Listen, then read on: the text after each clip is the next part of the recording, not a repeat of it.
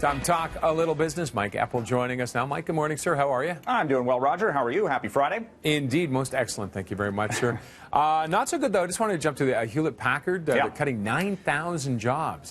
This is a company that has been looking to reinvent itself multiple times, and they're bringing in a new CEO who wants to make them more digitally savvy, which is sort of the buzzword right now in tech. But that is going to need a restructuring of its global workforce. So they're talking 9,000 jobs over 3 years.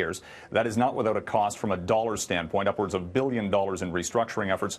Investors right now going, okay, let's see if this works. They're a little cautious on it. Share price down 6%. So job cuts and a restructuring, it'll take some time to figure it all out.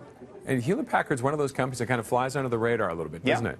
Yeah, I suppose that's a good way of putting it. You've got the companies like Apple, for example, which always seems to be in the headlines. And again, this morning, same thing. You know, they're raising production of the iPhone because it's the demand for the iPhone 11 has been apparently so strong that they've got to boost production.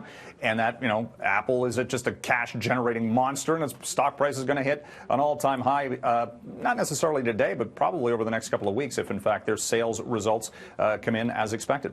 Let's get to this one, too. I'm fascinated by this. CocaCola is looking at trying to recover plastic from the ocean to use in recycling? Yeah. Oceans plastics, they're calling it. And they're upscaling the plastics because it's not necessarily old pop bottles or anything of that nature, but it is just all these little micro plastics floating around the ocean. They're doing this test pilot on 300 types of bottles that they have shown off, and they figure to have this in production by next year. So trying to reduce, reuse, and recycle out of the oceans and clean up a mess that plastics have caused.